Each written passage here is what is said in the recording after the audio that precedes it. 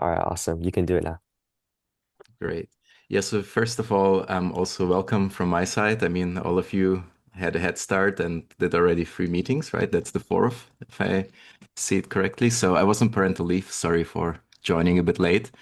And yeah, great to have you all. So my name is Ruslan Rust. I'm assistant professor at the University of Southern California at USC. And the focus of my work is mainly around stem cells and stem cell-based therapies.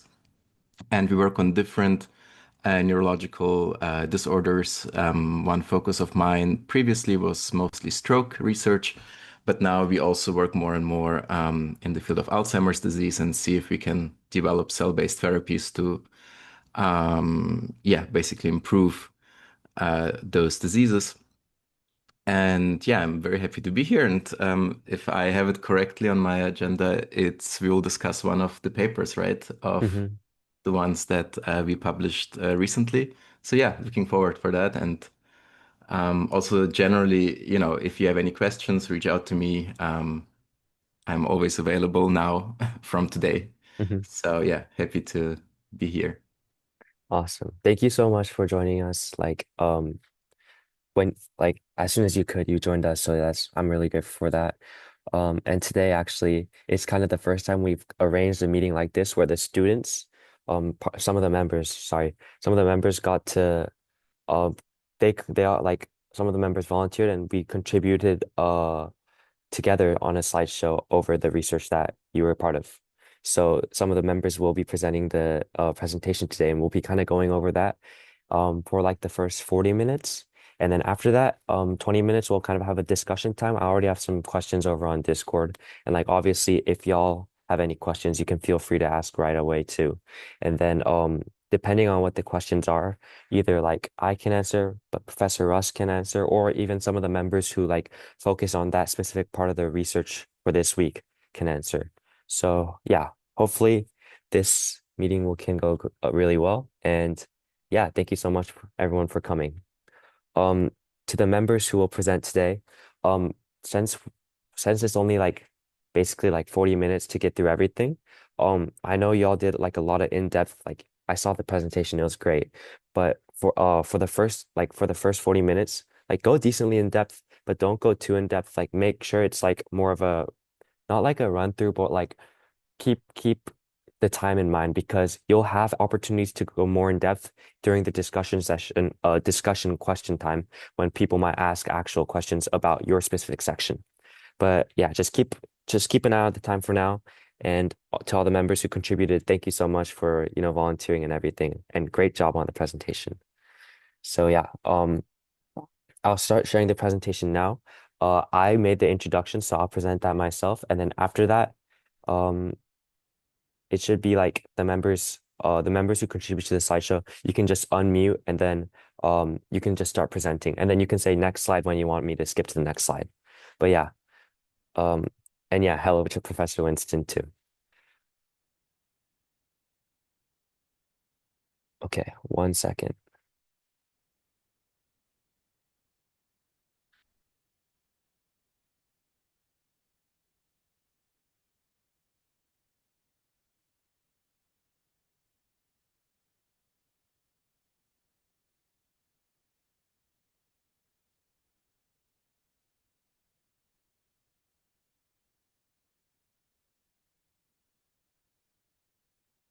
All right.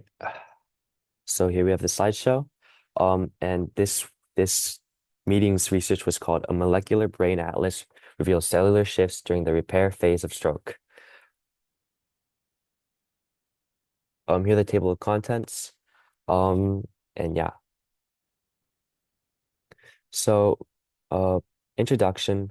I guess I guess Professor Russ, if you are willing to, you can kind of maybe it would be great if you could start us off with like an overview of this research particularly and what you thought of it and like how you approached it. Just like a little quick introduction if you could. Oh yeah, of course. So I think there were a few things why we kind of wanted to conducting this study. And I think one of them was that, when we talk about stroke, most of the studies you will find, and probably if you did a bit of research, a lot of those studies kind of look at the acute time point after stroke. So what it means is, they introduce, for example, a stroke in a mouse model, and then they look what happens after the stroke, let's say after 24 hours, or maybe even after 6 hours. Um, this was not kind of our focus of interest. We were wondering if we look more at the subacute or maybe at the long-term changes that happen at the stroke. And we were surprised to not find actually a lot of literature about that. And I think so this was kind of one rationale of performing the study. We wanted to understand what happens in the different regions. So we have the stroke core, right? And we have the region next to the stroke core, which some people call penumbra or the peri-infarct region. And we were wondering what happens to those regions on a molecular level, not 6 hours, not 24 hours, but maybe at the later time points, like 3 or 4 weeks. Um, on a molecular level. And why we found this interesting is because this is now a bit more the big picture, and I don't want to take up too much time, but keep in mind if we talk about stroke, basically for the acute time points, there are pretty good therapies out there in the clinics. However, as you might have read, there's this expression, time is brain, which means basically that after a stroke, if there's a certain time that passes, like 4 to 24 hours, those treatments that are effective cannot be applied anymore, which means that every stroke patient that does not get a treatment or does not get a successful treatment after 24 hours, we basically don't have any therapies beyond just rehabilitation therapy. And that's why we thought that looking at a later time point could also infer and give us some ideas what type of drugs um, could be developed if we understand the molecular changes. Awesome. All right, thank you for that introduction. So now that we have the introduction from one of the researchers themselves, I'll try to kind of go over a little bit of what I wrote. It's basically just like going over the specific vocabulary that might come up a lot, just as context before we get in. But yeah, that was from Professor Rust's perspective on this research. So yeah, um, this is kind of going over what Professor Russ said, maybe a little bit more from what I gathered from reading this paper, and that was that the researchers aim to conduct this specific research because first there are three main things that I took away from this paper.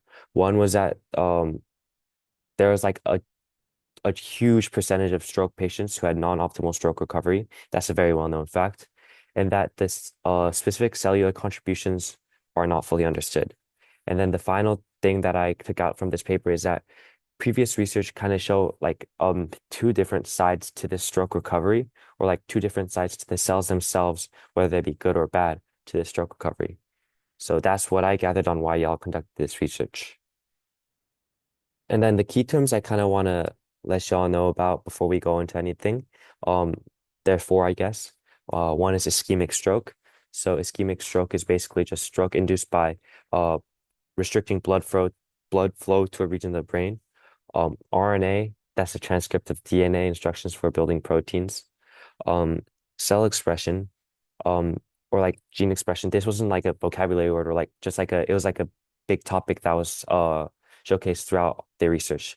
So that's one thing I kind of had to mention.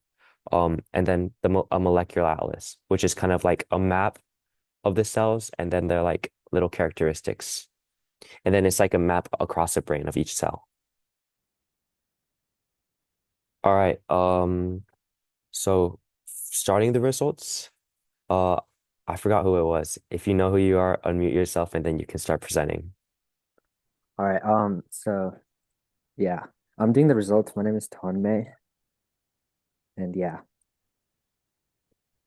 So first up is cellular and molecular profiles. So the researchers basically divide the brain into three areas, which like the stroke core, the ischemic border zone or IBZ, and the intact tissue. The stroke core is the most damaged part, and the IBZ is like the area around the core that's still stressed but not completely dead. And the intact tissue is like the healthy part of the brain. So they use this a technique called snRNA sequencing or single nucleus RNA sequencing. They looked at over 35,000 brain cells and found like nine major cell types. In the stroke core, there were also big drops in neurons, especially glutamatergic and GABAergic ones, and at the same time, supporting cells like astrocytes, fibroblasts and immune cells increased. So the main part of the slide is to show like the shift, shows that the brain is moving from signaling to repair mode. Next slide. So this slide is the discovery and injury associated cells, or ICS. So in the stroke cohort, researchers found a new type of cell that didn't appear anywhere else. They named them injury associated cells, or ICs, because they showed up only when the brain was injured. ICs are unique. They express genes from both astrocytes and fibroblasts. And right over here, there's like two figures. Um, so in figure 2H, the dot plot shows the mix of the genes clearly. And in figure 2K, the feature plot shows all of those genes lighting up in the same cluster, which proves that these cells are like a separate group. They also express GFAB and BDGFRB, which confirms their mixed identity. Next slide. So slide 3 is IC cell functions and its significance. So this slide is mainly about why ICs are important. And to confirm they're real, the team used immunohistochemistry to stain brain tissue. And also there's two other images here, but in figure 2J, you can see that IGFBP5, which is a key marker, is highly active in the stroke core, but not in the healthy tissue. Then in figure 2L, co-staining shows that ICs produce both GFAP and PDGFB, again, proving they have a hybrid identity. These cells are likely helping with scar formation, angiogenesis, which is basically a blood vessel growth type of factor, and brain repair. So overall, ICs could be an important target for future stroke treatments.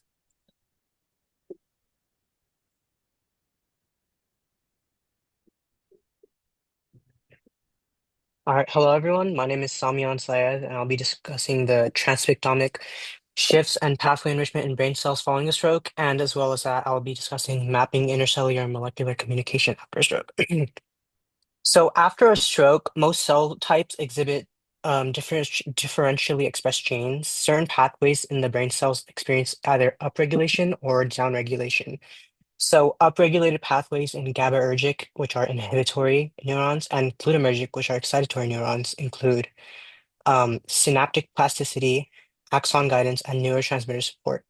Downregulated pathways in all neural cells include aerobic respiration and oxidative phosphorylation, which indicate metabolic stress and energy deprivation.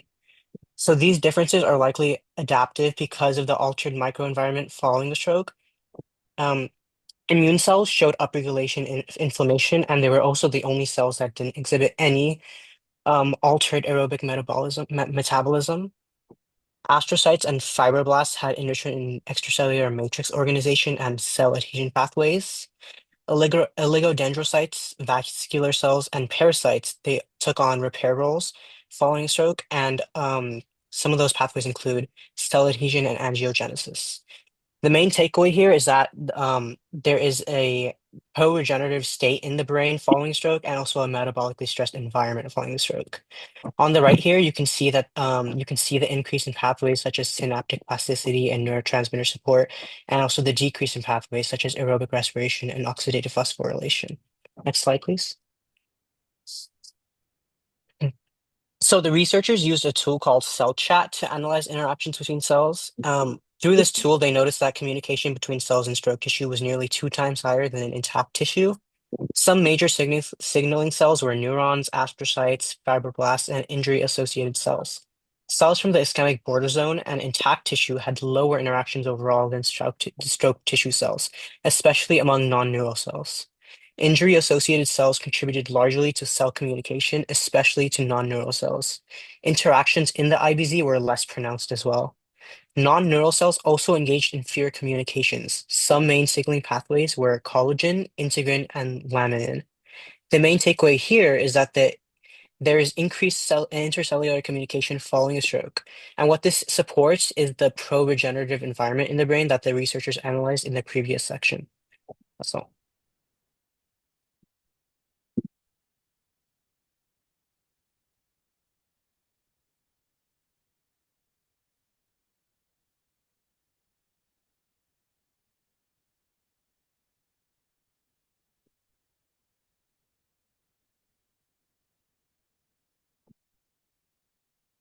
Um, 1 second. Let me find who did this slide.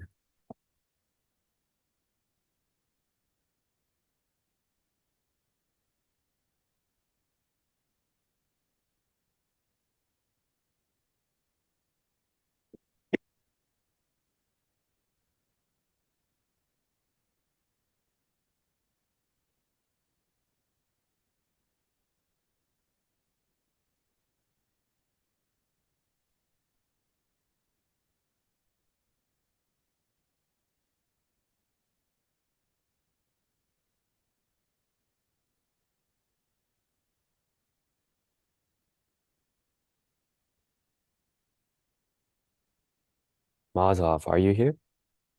Let me check.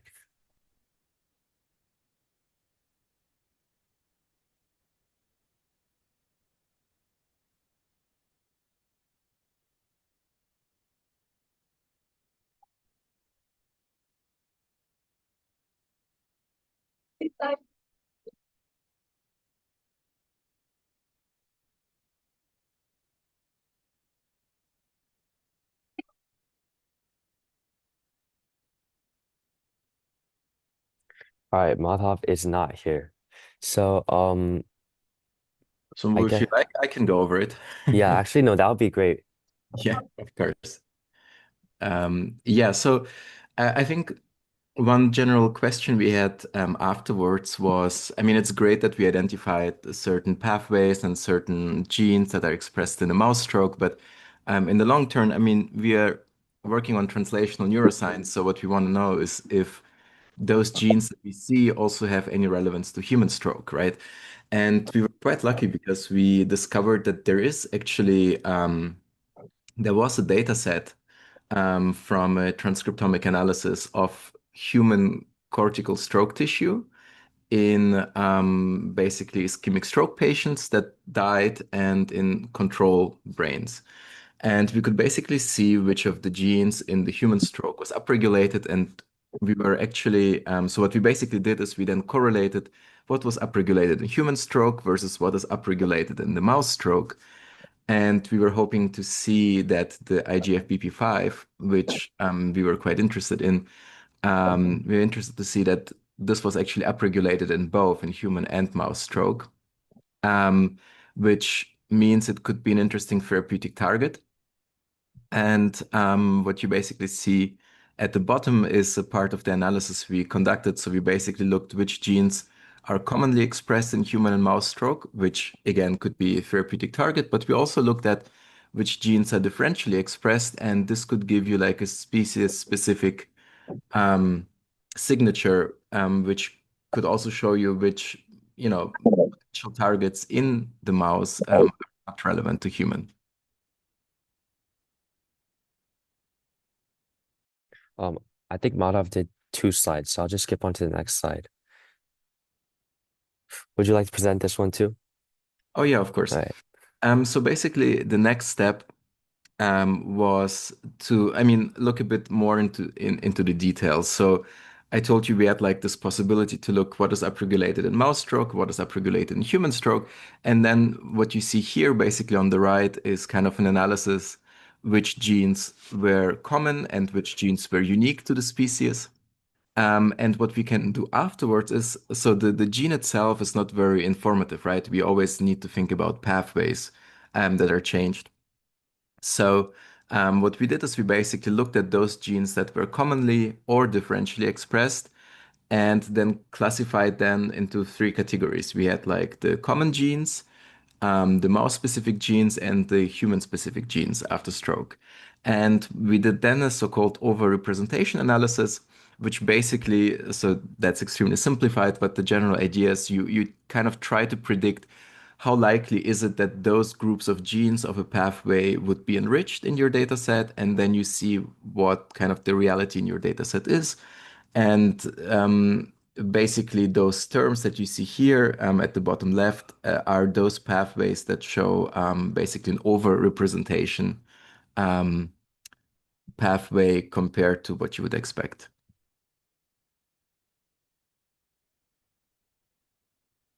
All right. Thank you so much. Of course. Um, so now for the discussion. Uh, Jaden, I think you're up first.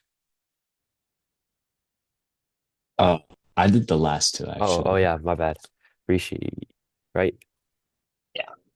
All right. So hi, I'm Rishi. I'll be doing the discussion. Um,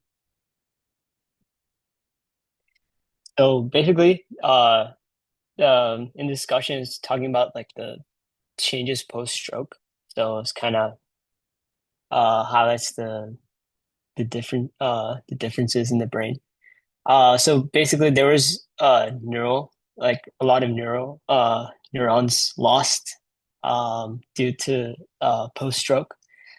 Um, there was a decrease in the glu- glutamat matter glutamatergic and the GABAergic neurons, and the surviving neurons also showed like signs of hypoxia, uh, like a lack of oxygen.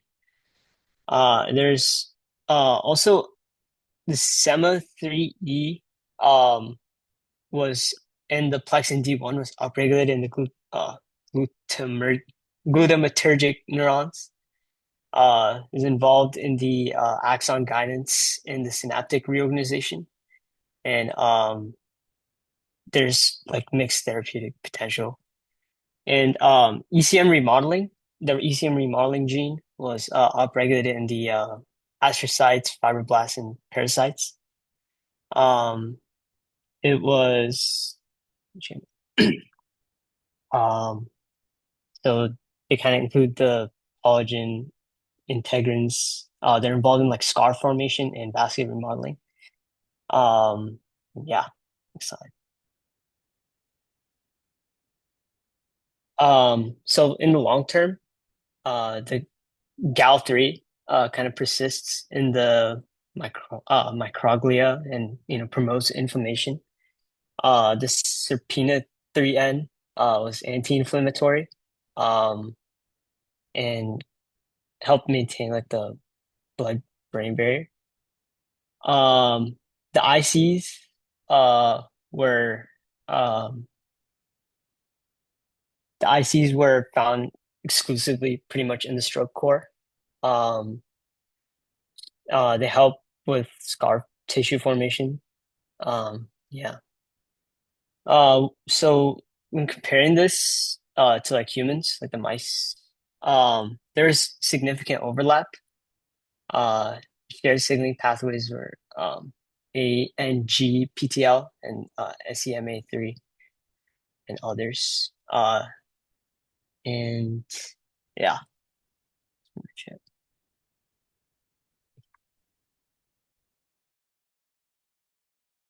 Hi, I'm Jaden, and I'll be continuing on the discussion. So, in mouse stroke models, COL1 plus fibroblast-like cells near damaged areas express periostin, which supports neural repair, and these cells may come from pericytes or meninges and show high diversity. And we also found increased IGFBP5 in stroke cores in mice and humans. And the IGFBP5 regulates inflammation, fibrosis, and angiogenesis, making it a potential therapeutic target. And these IGFBP5 plus cells co-express PDGFR beta, which confirms a fibroblast-like identity and role in scar formation. So for shared molecular changes and angiogenesis, it was comparing mouse and human stroke tissue, which showed a shared which showed shared gene changes, which included inflammatory like CXCL5, C4b, and ECM related MMP2 CLL4 genes. And CLL4 mutations are linked to stroke risk in humans. And ANGPTL4 was also upregulated, which supported blood vessel growth, but linked to worse outcomes when it was higher. And these conserved changes suggest potential treatment targets that may work across species. Next slide. So to conclude, our atlas reveals key cellular and molecular changes after stroke, helping us to understand the repair process. And we identify promising therapeutic targets like IGFB P5 and ANGPTL4 that could support recovery. However, moving forward, these findings need to be validated using spatial data, longer-term studies, and functional experiments, and expanded to human models to guide future therapies, as it'll provide more accurate data.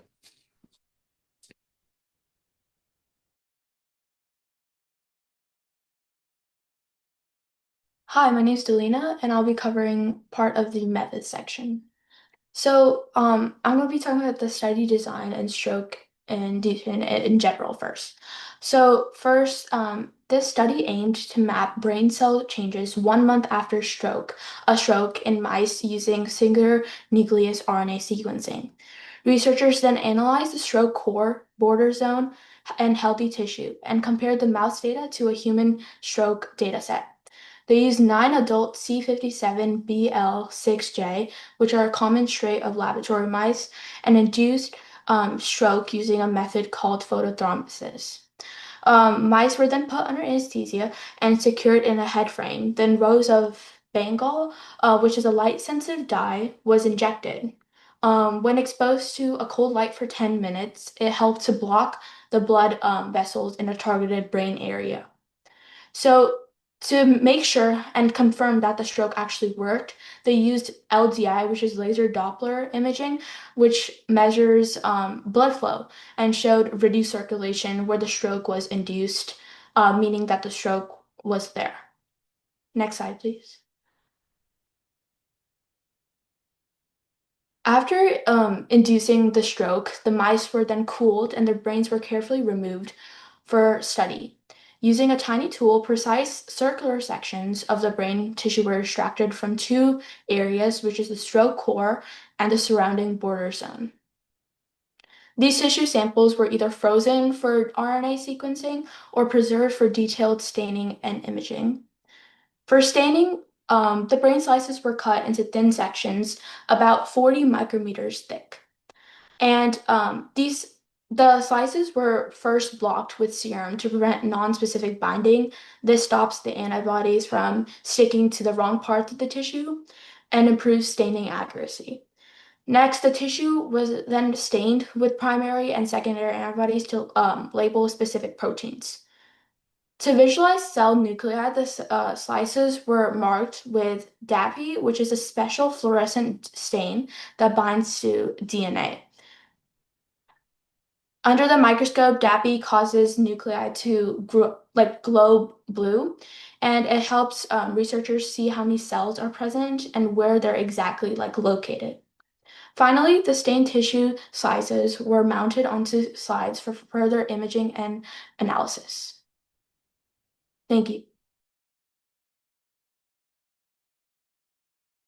So I'll be talking about kind of more of the procedural part and also the analysis of the experiment. So the next step was that the nuclei had to be extracted from the frozen cortical brains. So first the tissues were frozen in liquid nitrogen and pulverized or basically kind of crushed into fine particles using a lysis solution. And after 15 minutes, the resulting solution was strained, and whatever was kind of left after the solution was strained was subject to centrifuge to sediment the nuclei. The nuclei were washed and suspended in a washing buffer and sucrose solution, and this mixture was overlaid onto another layer of sucrose and was centrifuged to remove the myelin sheath, which kind of is almost like an insulating cover for the neuron. And then the final pellet was placed in the washing buffer again and filtered through a strainer to ensure purity. The next part I want to talk about was the RNA sequencing.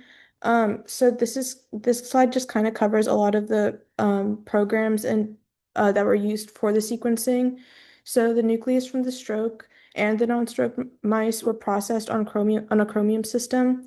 RNA collection and amplification was done on a chromium reagent kit, and then RNA sequencing was executed on an Illumina sequencing platform.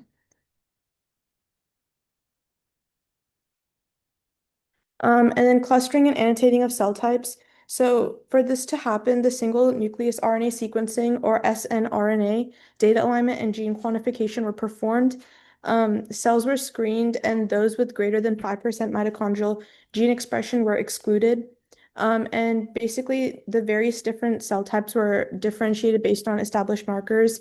And the next bullet point kind of lists all the cells that were there in the different categories that were there. Cell types and marker expression of cell types matched sRNA sequencing data, and the find markers function could then be used to locate specific cell types. And then lastly, the human RNA-seq data set and the statistical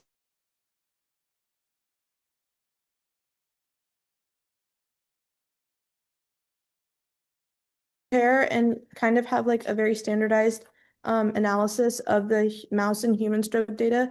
Both data sets were translated using z-score normalization, Pearson's correlation test, and overrepresentation analysis, which are all just kind of statistical tests to compare the data. And again, this kind of provided information about the significance as well as the comparison of the data. And then just for statistical analysis, normality was assumed, and because of this, this allowed the z-scores to be calculated.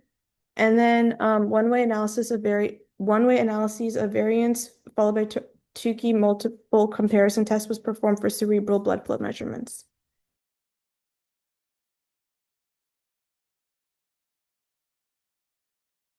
All right. Thank you everyone who contributed to the slides. That was actually great. And now I kind of want to open up a discussion time. First, I'll pull questions from Discord and like questions y'all separately. Some of the people who couldn't make it today emailed me. And then I'll kind of like direct these questions. I'll read them out loud and then I'll try like directing these questions at some of the members who contributed to the slides. And then I'll try to direct them at the professors too, so y'all can all get like a perspective from one of the members and then one of the professors as well. Okay.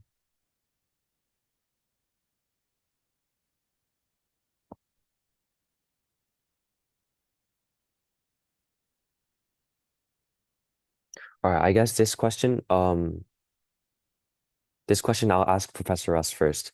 One question I got was, why were these 9 cells specifically chosen to be studied? What are the limits of the study based on reviewing these cells?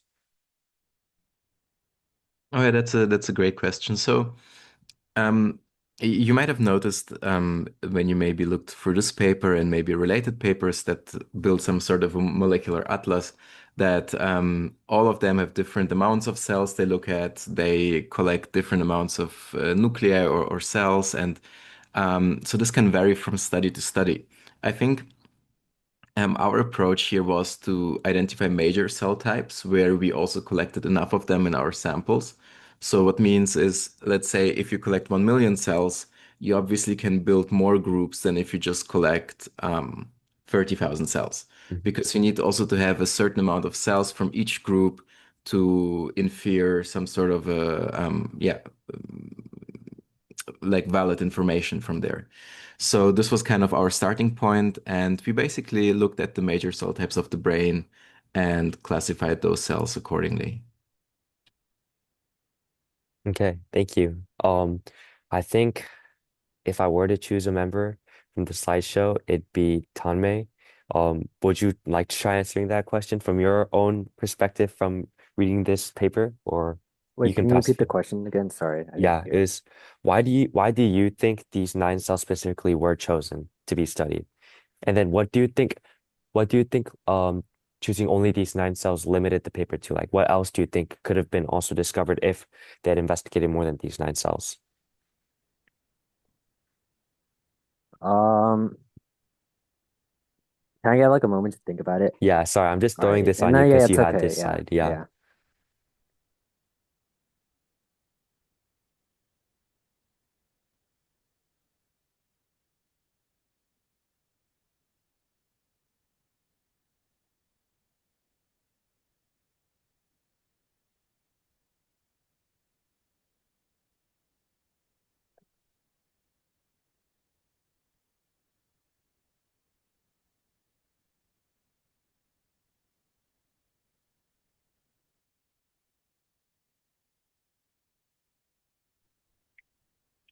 While he's thinking, why don't you go to another question? All right. Um, no, I can answer it. Oh, Okay. okay. Okay, but I think the nine cells were like basically chosen because they represent like the major and like well-established like cell population in the brain. Because like the glutamatergic and GABAergic are like neurons, and I feel like they're like the main like signaling like cells in the brain. Then astrocytes like they support and protect neurons, whereas like fibroblasts they're like involved in the structure support and the scar formation. Then yeah, there's more, but like the main like overview is like they're like all functionally like diverse and they serve different purposes while they hold like a main like specific like function in the brain. All right. Okay. Next question. I'll try to find.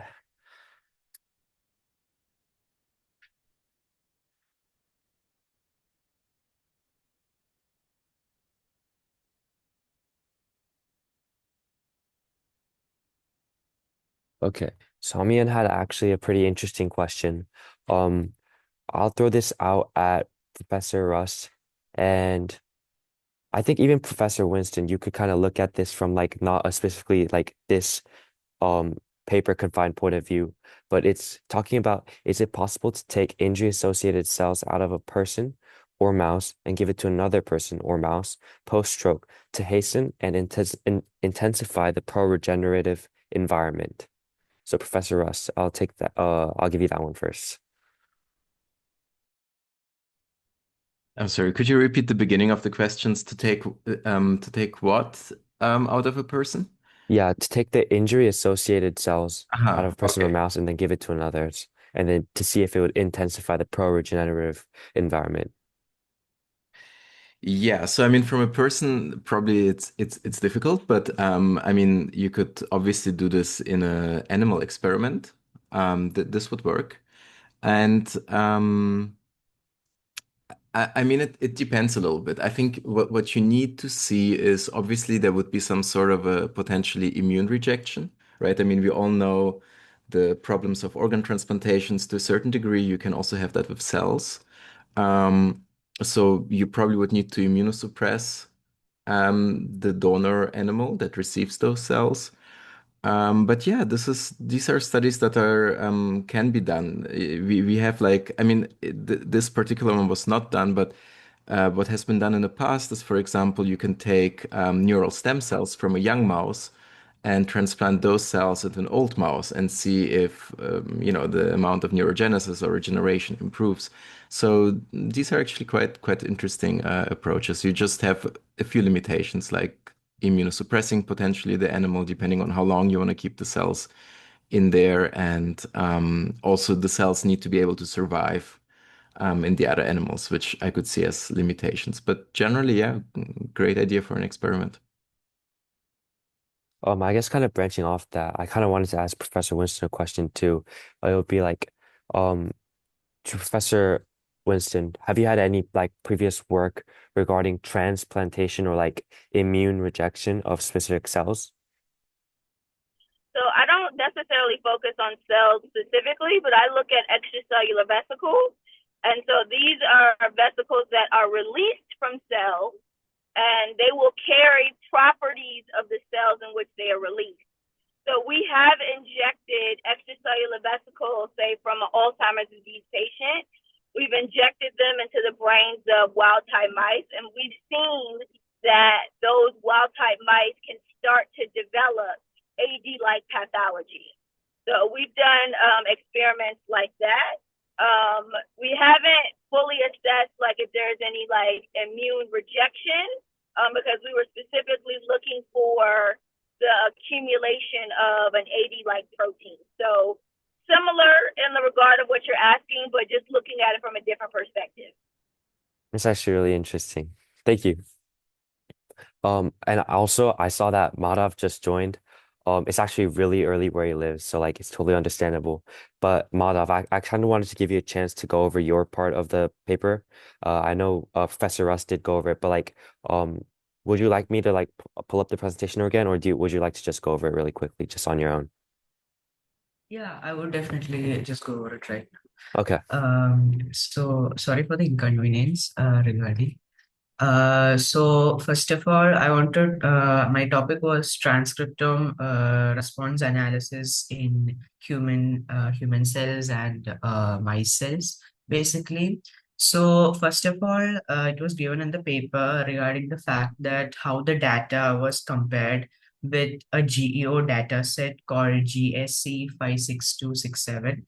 So basically, this it was compared with this data set because it contains the transcriptomic data from the cortical tissue of 7 ischemic stroke patients and 6 healthy controls. So basically, this data was compared with this GEO data set. Second of all, it was then Pearson correlation analysis was also done, shared by mouse and human data sets post-stroke. So this then revealed similarities as well in gene expression changes. So then results were also released, which showed that nearly the result was showed that 0.43, which was the Pearson correlation constant, which is R, 0.43, and the probability of nearly 0.01 was also given. So this shows that there was nearly a moderate and statistically significant similarity between these two species in how genes respond to stroke as well. So then an example of IGF-BP5 is also given. So this is a specific gene, which is known as insulin-like growth factor binding protein 5. So there are many other proteins as well like this, which were more active or upregulated in a certain type of brain cell or in mice after stroke. So it was also found that this was also more active in human stroke brain tissue as well.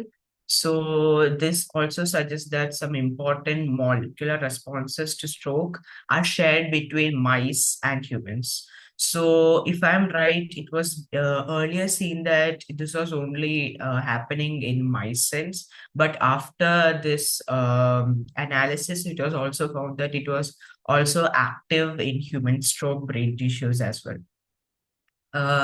Then basically Z-scores were done. So Z-scores are basically a way to standardize gene activity changes for each gene to better compare the two species. So this then helped them identify which genes were similarly or differently affected by stroke in mice or humans.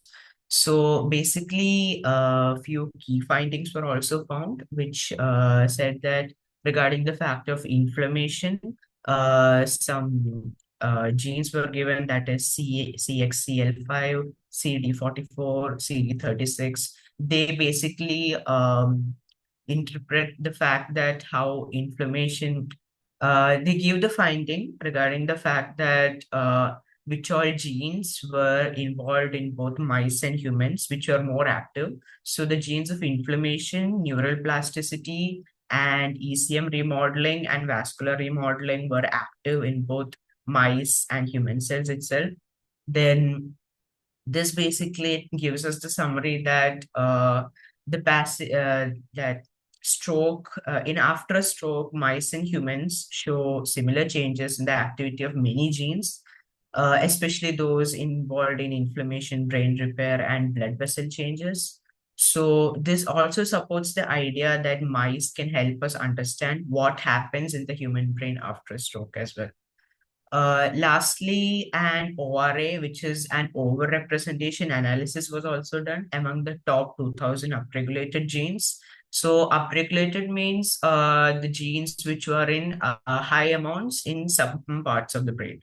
So so it was divided into three, that is, which were common in mouse and humans, mouse specific and human specific. Then this common ORA predominantly featured inflammation related pathways, including regulation of cytokines and immune cells activation, along with angiogenesis also, which is the formation of blood vessels. It also involved ECM regulation and other wound healing responses as well. as shown in figure E. Um, Furthermore, mouse-specific ORAs similarly highlighted pathways of inflammation, wound healing, and gliogenesis. So gliogenesis is basically a process by which glial cells, which are non-neural support cells from the nervous system, form from the neural stem or progenitor cells. So gliogenesis is basically the formation of glial cells. In contrast, human-specific ORAs were primarily associated with pathways involved in cell division and structural organization, potentially highlighting species-specific differences in cellular repair mechanisms post-stroke.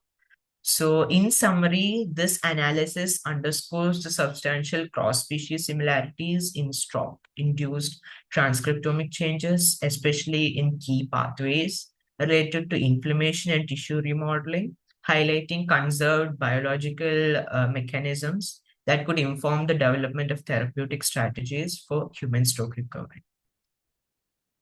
Thank you so much, Madhav. Um, okay. Another question I got was that this is actually a very interesting research proposal, but could we specifically develop drugs that would target the switch from, aerobic respiration to the alternative pathways during the stroke recovery? And then this drug would then be able to, block prove to be helpful in blocking that shift away from aerobic respiration. So I'll first toss that question to Professor Rust, and then I'll give that question to Samion because I think you worked on that section in the presentation. But yeah, Professor Rust. Yeah, it's a great question. I mean, I can probably not give you like a definitive answer. I know that it's actually quite interesting because this whole area of aerobic versus anaerobic metabolism is also very interesting when it comes to neural stem cells, because it's known that if you have more anaerobic conditions, the neural stem cells, they tend to differentiate into glia, whereas under aerobic conditions, we have it's more likely that they differentiate into neurons. So I know that some people kind of try to manipulate that or precondition their stem cells so they get a certain type of cells rather than the other, because the metabolism is obviously quite different between glial cells and neurons. So yeah, it's an interesting approach. I think how some people do that is, again, I know it more from cell therapies, is they kind of culture their cells before they transplant them, for example, in hypoxic conditions, which will alter the metabolism, and then they transplant them. But yeah, great question.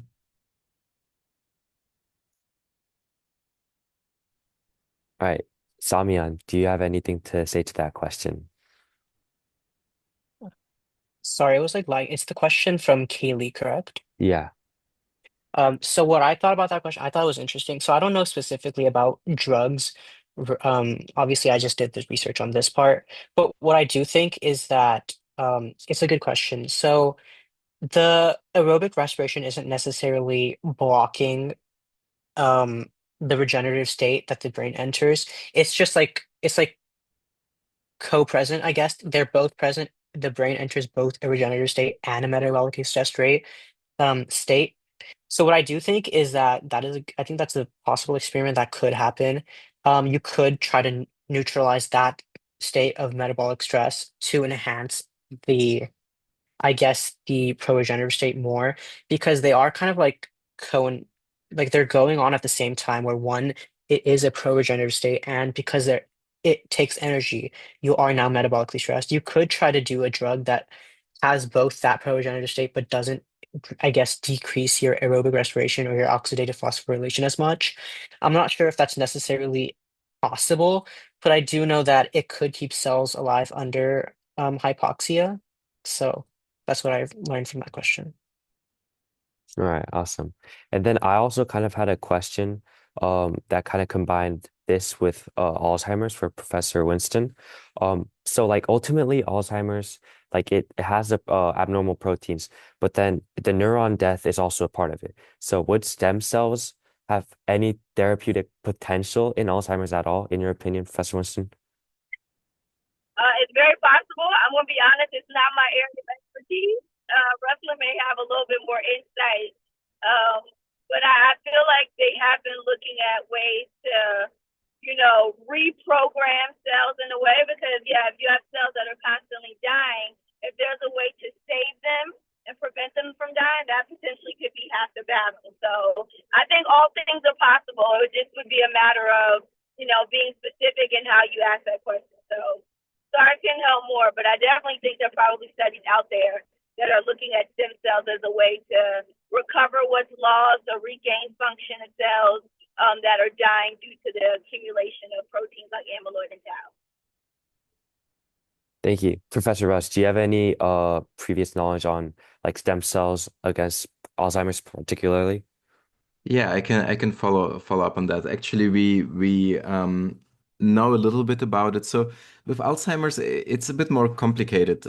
It really you need to think about what do you want your cells to do and how will it improve the disease pathology, right? So there's different scenarios and different hypotheses. So different cells have been transplanted with different effects. But one thing I just would like to highlight because we are kind of interested in that is there's the blood-brain barrier as you may all know, and it's kind of a very important functional part of the brain and ensures that the brain functions as we want it to have. And that apparently, more recently, it becomes clear that the blood-brain barrier gets damaged in Alzheimer's disease. And so one of our proposals, and we have a little bit of like data on that, is that we could probably transplant those cells, which are important in the BBB, and these are so-called pericytes.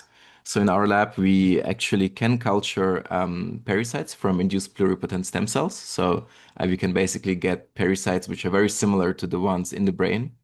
And we started recently transplanting them. And what we hope is basically that those cells, they home to the blood vessels in the brain and improve the blood-brain barrier. And by improving the blood-brain barrier, some of the pathologies which we see in Alzheimer's, like neuronal loss, which then causes all these functional deficits, that we might prevent or delay those. So yeah, cell therapy could work in Alzheimer's disease. But we, yeah, are still kind of in the beginning of looking into that. It was very promising. Shreya, you can ask your question. I had a question about the question that was kind of asked related to this. If you had a drug that made cells less likely to shift into their anaerobic metabolism in a hypoxic environment, wouldn't that lead to more cell death because there isn't enough oxygen for the cells to survive, which is why they're shifting into the anaerobic metabolism?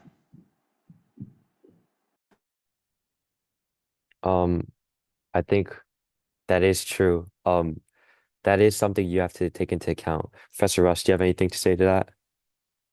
Yeah, so if I understood the question correctly, the question was that if we kind of introduce hypoxia, that cells are more likely to die, right? By introducing that. Is this the question? Um, Kind of. It was like the previous question that was asked was about a drug that could stop the cells in the brain from shifting to their anaerobic metabolism in the Mhm, hypoxic environment. But mhm, if that happened, then wouldn't the cells die because there isn't enough oxygen? mhm. Because Yeah. if you Yeah, I understand. Well, it's a good point. I think it always depends on the cell type. So we know that actually the brain cells are they have a different, let's say, resistance to hypoxia. There are some cells like neurons, if you change anything in the metabolism, you go a bit more hypoxic, they die very quickly. But we have also cells like blood vessels or also pericytes that seem to be more resilient to hypoxia. So yeah, you're right. I think it depends again which cell type you look at, and could probably see both. Yeah, but it's a good thought. Does anyone else have anything to say to that? Because I think that was a really good point.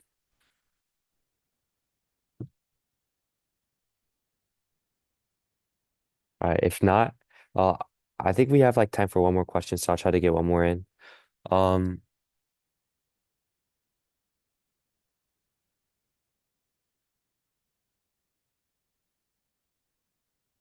Okay, this is kind of like a more overall general question, but I thought it might be a good question to end off with. It's basically just asking, what do the support cells, the microglia and the astrocytes, exactly do after a stroke? Because this research kind of focused on like how they're distributed and stuff like that. But like, what does the process of generally recovery from stroke look like from the perspective of, these glial cells? Professor Russ, I'll ask you that one. Yeah, of course. Yeah, great question. And there's a lot of studies out there that look into this. We are like not the experts on that, but I think generally you can say that obviously after stroke there's a lot of damage going on, a lot of neuroinflammation. All the damaged tissue needs to be kind of phagocytized and taken out of the brain and recycled. And basically microglia, we can see them as like macrophages or having a similar function like macrophages in the brain. So this would be, I would say, the primary function of the microglia is kind of to recycle and get rid of all the debris and all the other stuff that accumulated there. They are also responsible partially for like the secondary inflammatory phase after stroke. You might have read about this, but which mostly is considered kind of negative and having like a negative impact on stroke outcome. And for the glial cells, that's quite interesting because the glial cells, they form the so-called glial scar that you might have came across or read in the literature. And the glial scar is kind of a problem, or it was kind of considered a problem for a long time because it's known that it kind of blocks regeneration. But actually, newer studies show now that if you don't have a glial scar, so they genetically kind of removed it, you basically worsen stroke outcome, which was kind of unexpected. So again, for both of those cell types, there's probably some sort of a dual function. They are involved in kind of repairing and regenerating everything that happens after stroke, but there's also like the secondary neuroinflammation and the scarring, which blocks regeneration, which kind of uh, is on the other side. All right, thank you for that overview. Okay. It's already eight. Well, my time it's 8:58. I'm in Boston right now. But yeah, so thank you everyone who contributed to the slides. Thank you everyone who showed up. Thank you, Professor, so much for answering all the questions and being here for us. And yeah, I'll send out a follow-up email after this. And then I'll send out the attendance form in the chat too. But yeah, I think that's it for today.